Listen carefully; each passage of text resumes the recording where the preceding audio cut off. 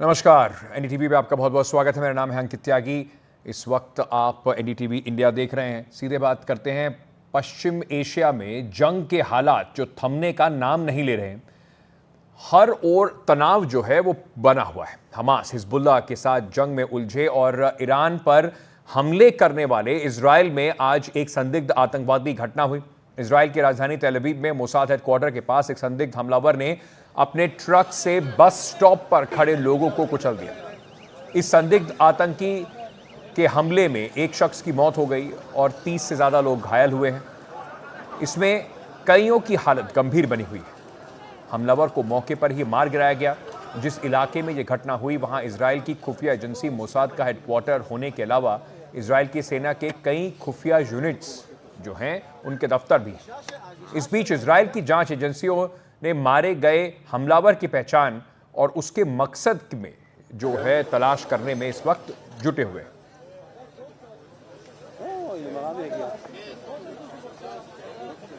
सीधे चलते हैं। ज्यादा जानकारी के लिए हमारे सहयोगी उमा शंकर सिंह इस वक्त हमारे साथ जुड़ रहे हैं। उमा, सबसे पहले ये समझना चाहेंगे कि जिस तरीके से इजराइल के अंदर ये घटना हुई है और ये घटना तब हुई है जब इजराइल ने ईरान पर हमला भी किया है, कैसे इसको देखा जा रहा है और कहां ये जाती अब दिखाई पड़ रही है?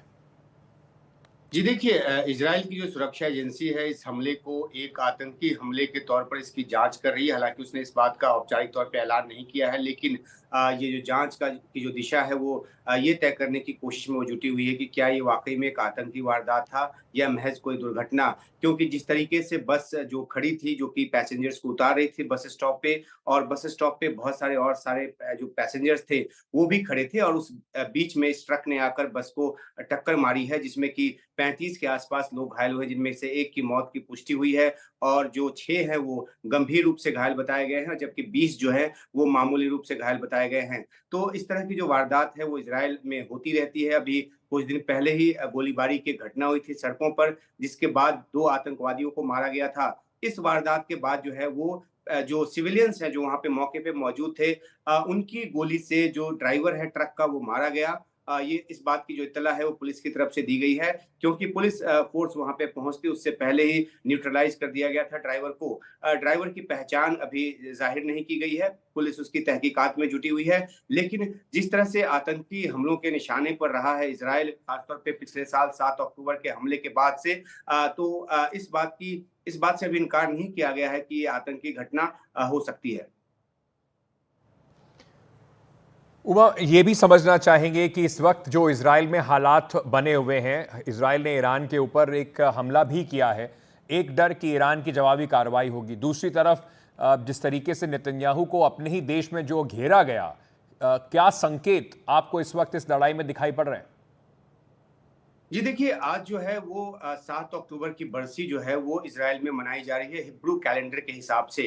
7 अक्टूबर के हमले की जो बरसी है, जो कि 2023 में हुआ था, उस हमले की बरसी आज मनाई जा रही थी, और वहाँ पर प्रधानमंत्री बेंजामिन नेतन्याहू जो हैं वो एक स्पीच दे रहे थे, और उस स्पीच के दौरान जो है कुछ लोगों ने उनके खिलाफ नारे लगाए और उनको कहा, उनको सेम टू यू कहा, और उनको इस बात का जिम्मेदार बताया कि 7 अक्टूबर 2023 को जो आतंकी हमला हुआ हमास की तरफ से, उसमें सुरक्षा की जो चूक थी उसके जिम्मेदार वो हैं।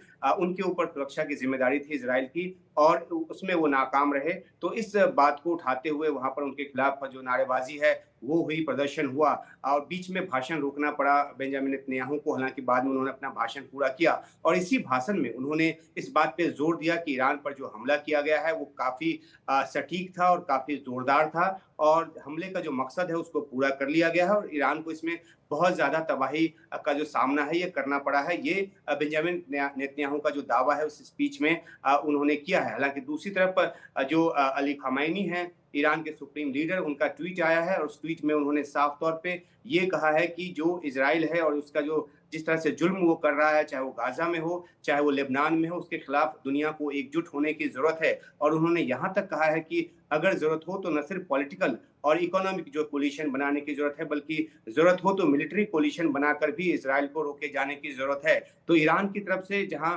पहले ये कहा गया कि वो इस हमले में उसे कोई ज्यादा नुकसान नहीं हुआ है, वहीं अब खामेनी की तरफ से ये कहा जा रहा है कि कोलिशन बनाकर इसराइल को मात देने की जरूरत है। हालांकि इसराइल के जो साथी हैं काफी मजबूत साथी हैं, अमेरिका साथी है, वेस्ट के कई देश जो हैं वो साथी हैं, हथियारों की सप्लाई इजराइल को हो रही है और इसलिए जो इजराइल है आगे बढ़ चढ़कर हमलों को अंजाम दे रहा है। एक अहम बात ये भी है कि अमेरिकी दबाव के बावजूद इजराइल ने कई ऐसे ऑपरेशंस किए हैं जो अमेरिका को भी नागवार गुजरा है। हालांकि ईरान पर हमले के बाद अमेरिका की तरफ से जो बयान आया उसमें साफ तौर पे कहा गया कि सटीक और जोरदार हमला था और इसके बाद कोशिश ये भी हो रही कि मामला एस्केलेट ना हो, तनाव ज्यादा ना बढ़े।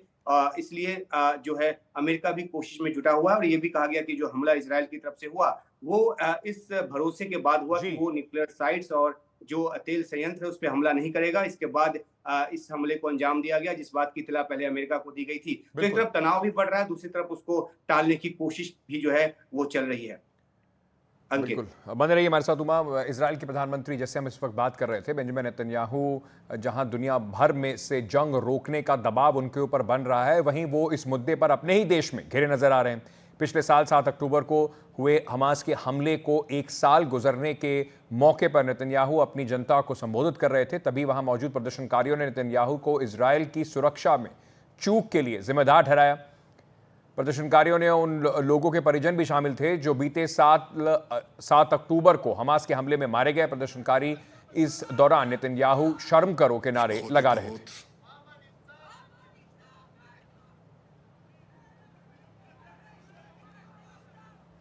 वहीं इजराइल के प्रधानमंत्री बेंजामिन नेतन्याहू ने ईरान पर हाल ही में हुए हवाई हमलों को सफल करार दिया है। उन्होंने दावा किया है कि इस हमले में ईरान को बड़ा नुकसान हुआ है।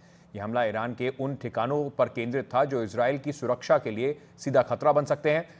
साथ ही नेतन्याहू ने यह भी कहा कि इस ऑपरेशन ने इजराइल की सुरक्षा और भविष्य की रणनीति को मजबूती दी है।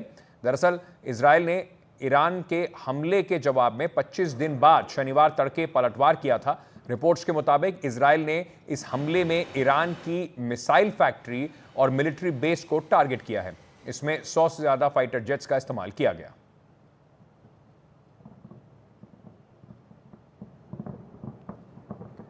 वहीं हमले के जवाब में शनिवार आधी रात को ईरान पर जो इजराइल का जवाबी हमला हुआ, उससे कई सवाल उठे हैं कि क्या ईरान इसके बाद अब कोई जवाबी कार्रवाई करेगा। इजराइल के हमले के बाद ईरान के सुप्रीम लीडर आयतुल्लाह अली खamenei ने का बयान आया है। उन्होंने कहा है कि इजराइल के हमले को ना तो बढ़ा चढ़ाकर पेश किया जाना चाहिए और ना ही इसे कम करके आंकना चाहिए। उन्होंने कहा है कि इजराइल ईरान के बारे में गलत अनुमान लगा रहा है क्योंकि उसका अभी भी ईरान और उसके लोगों को जानना, उनकी शक्ति और दृढ़ संकल्प के स्तर को समझना बाकी है। साथ ही उन्होंने कहा कि अब यह अधिकारियों पर निर्भर है कि इजराइल को ईरान की जनता का संदेश कैसे देते हैं। ईरान की सरकार ऐसे कदम उठाए जो देश के हित में हो। वहीं ईरान की संसद के अध्यक्ष मोहम्मद गलीवफ ने आज ऐलान किया है कि संयुक्त राष्ट्र चार्टर के मुताबिक ईरान इजराइल के हमले का जवाब जरूर देगा। उमा हमारे साथ बने हुए हैं। उमा, मैं पहले नेतन्याहू पर बात करना चाहता हूं। नेतन्याहू, जब ये 7 अक्टूबर को हमला पिछले साल हुआ था, उससे पहले भी अगर बात करें तो नेतन्याहू की पॉपुलैरिटी इजराइल में गिरती दिखाई पड़ रही थी। कई सवाल पूछे जा रहे थे, एक बहुत बड़ा आंदोलन उनके खिलाफ चल रहा था। उसके बाद 1 साल अब इस पूरे युद्ध को हो गया, उसके बाद भी नेतन्याहू को लोग अभी भी जिम्मेदार मानते हैं। जी बिल्कुल, देखिए जिस तरह से इजराइल जाना जाता रहा अपने पुख्ता सुरक्षा व्यवस्था के लिए, और उस संदर्भ में अगर देखें तो 7 अक्टूबर 2023 का जो हमला है वो सबके लिए चौंकाने वाला था, क्योंकि इतने बड़े पैमाने पर हमला हुआ और न सिर्फ रॉकेट से हमला हुआ बल्कि जो घेरेबंदी इजराइल ने अपनी तरफ से की हुई है उसको तोड़ते हुए सैकड़ों की तादाद में, या कह लीजिए कि 2000 के आसपास जो हमास के जो आतंकवादी हैं वो घुसे थे और उन्होंने बच्चों, महिलाओं, किसी को नहीं बख्शा। तो इस को लेकर जो एक बड़ी नाराजगी पैदा हुई, उसको लेकर बेंजामिन नेतन्याहू को ये जिम्मेदार माना जाता है कि आखिरकार प्रधानमंत्री वो थे और सुरक्षा की जो जिम्मेदारी है इजराइल के लोगों की वो उन पर थी। तो आखिरकार किस वजह से इतनी बड़ी चूक हुई कि भनक तक नहीं लगी इजराइल के खुफिया एजेंसी को, उसके सुरक्षा तंत्रों को, लेकिन इतना बड़ा जो हमला है उसको अंजाम दे दिया गया। तो एक जो बहुत बड़ा वर्ग है इजराइल का, वो मानता है कि बेंजामिन नेतन्याहू न सिर्फ उस हमले में सुरक्षा की कमी के जिम्मेदार हैं, बल्कि जो बंधक बनाकर ले जाए गए लोग 250 से ज्यादा थे, उनको छुड़ा पाने में वो नाकाम रहे सैन्य तरीके से। अभी भी 100 के आसपास जो बंधक हैं वो हमास के कब्जे में हैं, और उनको भी छुड़ा पाने में जो बेंजामिन नेतन्याहू हैं वो ना तो सैन्य तरीके से सक्षम हो रहे हैं और ना ही किसी तरह से कोई युद्ध विराम की डील के जरिए बंधकों की रिहाई वो सुनिश्चित करा पा रहे हैं। तो ये इन दो बातों को लेकर काफी गुस्सा उनके खिलाफ है और बड़े बड़े प्रदर्शन जो है इसराइल में होते रहे हैं। और आपने जो बात की कि उनके उनके खिलाफ पहले भी प्रदर्शन होते रहे थे न्यायिक सुधार को लेकर, जब वो बिल लेकर आ रहे थे तो बहुत बड़ा प्रदर्शन उनके खिलाफ उठा था, जिस पर यह सवाल उठाया जा रहा था कि सुप्रीम कोर्ट की आजादी पर वो चोट करने की कोशिश कर रहे हैं उस न्यायिक सुधार बिल के जरिए। हालांकि उस बिल को बाद में रोकना पड़ा, लेकिन एक विरोध का जो सामना है बेंजामिन नेतन्याहू को लगातार करते रहना पड़ा है और अभी के माहौल में भी उनका विरोध हो रहा है। लेकिन जो धुर दक्षिणपंथी ताकत है उसके बूते वो सत्ता में बने हुए हैं। विपक्षी दल लगातार चुनाव की मांग कर रहे हैं, लेकिन वो युद्ध का हवाला देकर अभी चुनाव से बच रहे हैं। हालांकि उनके खिलाफ नाराजगी जमीन पर जरूर नजर आ रही है। अंकित। उमा, बहुत बहुत शुक्रिया हमारे साथ इस पूरी खबर पर जुड़ने के लिए। चलिए इजराइल से वापस अपने देश आते हैं, जहां पर पश्चिम बंगाल में गृह मंत्री अमित शाह ने आज कोलकाता में ममता बनर्जी सरकार को निशाने पर लिया। उन्होंने कहा कि रविंद्र टैगोर के जो गाने हैं, जो गीत है, रविंद्र संगीत है, उसकी बजाय बंगाल में अब बम की आवाज़ सुनाई पड़ती है। साथ ही उन्होंने कहा कि 2026 में बीजेपी बंगाल में सरकार बनाएगी। मैं आज बंगाल के युवाओं को कहने आया हूं, एक सीमांत राज्य है, सीमांत राज्य के अंदर घुसपैठ जिस तरह से स्टेट स्पॉन्सर घुसपैठ हो रही है उसको रोकना है, तो इसका एकमात्र रास्ता है कि 26 में भारतीय जनता पार्टी की सरकार है। बंगाल के अंदर रविंद्र संगीत की जगह बम धमाके सुनाई पड़ते हैं, इसको रोकना चाहते हैं बंगाल की जनता, तो इसका एकमात्र रास्ता है 26 में भारतीय जनता पार्टी की सरकार बनाना। वहीं पिछले कुछ महीनों से देश में डिजिटल अरेस्ट के मामले, जो फ्रॉड के मामले हैं, वो लगातार बढ़ते जा रहे हैं। आज प्रधानमंत्री नरेंद्र मोदी ने डिजिटल अरेस्ट की बढ़ती घटनाओं पर देशवासियों को आगाह किया। अपने मन की बात कार्यक्रम में प्रधानमंत्री नरेंद्र मोदी ने कहा कि डिजिटल अरेस्ट के शिकार होने वाले में हर वर्ग और हर उम्र के लोग हैं और ये डर की वजह से अपनी मेहनत की कमाई वे लाखों रुपए डिजिटल अरेस्ट के फ्रॉड पर गंवा रहे हैं। उन्होंने कहा कि इस तरह के कोई कॉल आए तो आपको डरना नहीं चाहिए। आपको पता होना चाहिए कि कोई भी जांच एजेंसी फोन कॉल या वीडियो कॉल पर आपसे पूछताछ नहीं करेगी। साथ ही उन्होंने ये भी कहा कि इससे बचने के लिए देशवासियों से रुको, सोचो और एक्शन लो का उन्होंने मंत्र साझा किया। डिजिटल अरेस्ट के शिकार होने वालों में हर वर्ग, हर उम्र के लोग हैं। लोगों ने डर की वजह से अपनी मेहनत से कमाए हुए लाखों रुपए गंवा दिए हैं। कभी भी आपको इस तरह का कोई कॉल आए तो आपको डरना नहीं है। आपको पता होना चाहिए कोई भी जांच एजेंसी फोन कॉल या वीडियो कॉल पर इस तरह पूछताछ कभी भी नहीं करती। मैं आपको डिजिटल सुरक्षा के 3 चरण बताता हूं। ये 3 चरण है: रुको, सोचो, एक्शन लो। कॉल आते ही रुको, घबराए नहीं, शांत रहे, जल्दबाजी में कोई कदम न उठाएं, किसी को अपनी व्यक्तिगत जानकारी न दें। संभव हो तो स्क्रीनशॉट लें और रिकॉर्डिंग जरूर करें। इसके बाद आता है दूसरा चरण। पहला चरण था रुको, दूसरा चरण है सोचो। कोई भी सरकारी एजेंसी फोन पर ऐसे धमकी नहीं देती, न ही वीडियो कॉल पर पूछताछ करती है, न ही ऐसे पैसा की मांग करती है। अगर डर लगे तो समझिए कुछ गड़बड़ है। और पहला चरण, दूसरा चरण और अब मैं कहता हूं तीसरा चरण।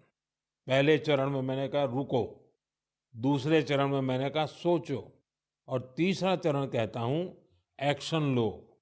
राष्ट्रीय साइबर हेल्पलाइन 1930 डायल करें, cybercrime.gov.in पर रिपोर्ट करें, परिवार और पुलिस को सूचित करें, सबूत सुरक्षित रखें, रुको, बाद में सोचो और फिर एक्शन लो। ये 3 चरण आपकी डिजिटल सुरक्षा का रक्षक बनेंगे। साथियों, मैं फिर कहूंगा, डिजिटल अरेस्ट जैसी कोई व्यवस्था कानून में नहीं है। ये सिर्फ फ्रॉड है, फरेब है, झूठ है, बदमाशों का गिरोह है। वहीं झारखंड की बात करते हैं। चुनाव की वहां पर तारीख पास आती जा रही है। झारखंड मुक्ति मोर्चा ने निर्वाचन आयोग से शिकायत की है कि राज्य में तैनात कुछ अधिकारियों पर चुनाव आचार संहिता के उल्लंघन का आरोप उन्होंने लगाया है। झारखंड मुक्ति मोर्चा जिसकी सरकार है वहां पर उन्होंने कहा है कि महासचिव सुप्रिया भट्टाचार्य ने मुख्य निर्वाचन आयुक्त को लिखे पत्र में कहा है कि राज्य में तैनात कुछ अधिकारी चुनाव आचार संहिता लगे होने के दौरान एक विशेष राजनीतिक दल को फायदा पहुंचाने की कोशिश कर रहे हैं। जेएमएम ने अपने एक नेता और चुनाव में हेमंत सोरेन के प्रस्तावक मंडल मुर्मू की गाड़ी को रोकने से जुड़े मामले में यह शिकायत दर्ज कराई है। जेएमएम ने चुनाव आयोग से झारखंड के मुख्य चुनाव आयुक्त को बदलने की मांग भी की है। झारखंड मुक्ति मोर्चा का दावा है कि हेमंत सोरेन के नेतृत्व में बीते 5 साल में झारखंड के हर गांव को आर्थिक फायदा पहुंचा है। जेएमएम का दावा है कि राज्य के अलग अलग योजनाओं के जरिए झारखंड के हर परिवार को हर महीने औसतन 12,000 रुपए मिल रहे हैं। जेएमएम का कहना है कि इन परिवारों की आर्थिक स्थिति जो है उसमें सुधार आया है। इन योजनाओं के तहत मुफ्त बिजली, बकाया बिजली माफी की योजना का खासतौर पर जिक्र किया जा रहा है। इसके अलावा सर्वजन पेंशन योजना, सावित्रीबाई फुले किशोरी समृद्धि योजना, मैया सम्मान योजना को जेएमएम की सरकार अपनी कामयाबी के तौर पर जनता के बीच में पेश कर रही है।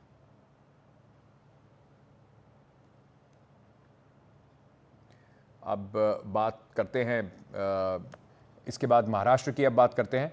और महाराष्ट्र में शिवसेना के शिंदे गुट के महाराष्ट्र विधानसभा चुनाव के लिए अपनी एक नई लिस्ट उन्होंने जारी की है। इस लिस्ट में 20 नाम हैं।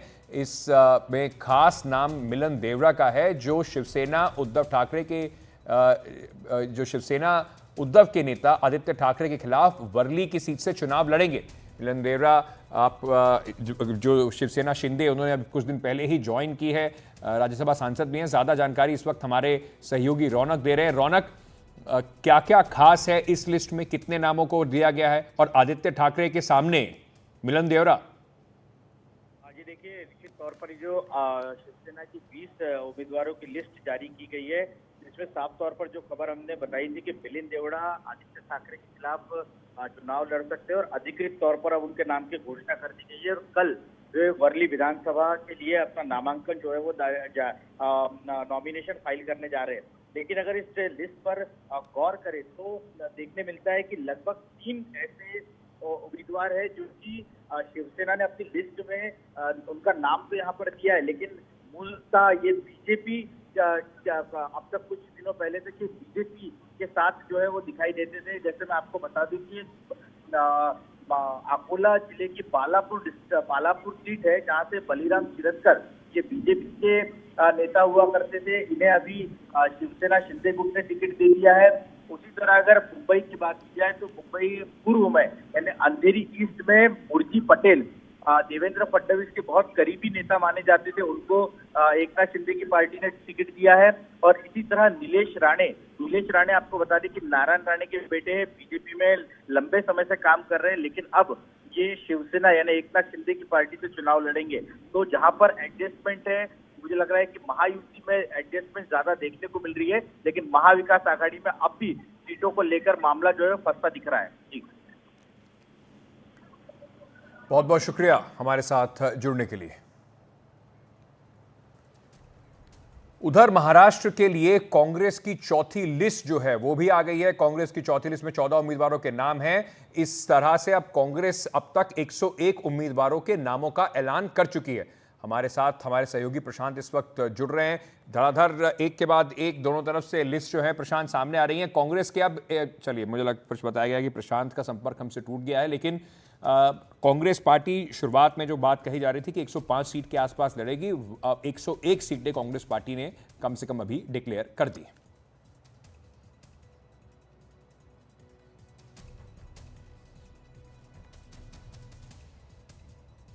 चलिए प्रशांत जुड़ गए हमारे साथ। प्रशांत, अच्छी लिस्ट कांग्रेस की आ चुकी है, 101 उम्मीदवार।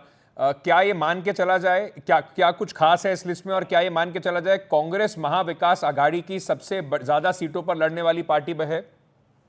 जी बिल्कुल। देखिए अंकित, पहले तो एक छोटा सा करेक्शन कर दूं कि जो चौथी सूची आई है उसमें अंधेरी पश्चिम से अशोक जाधव के नाम का ऐलान किया गया है।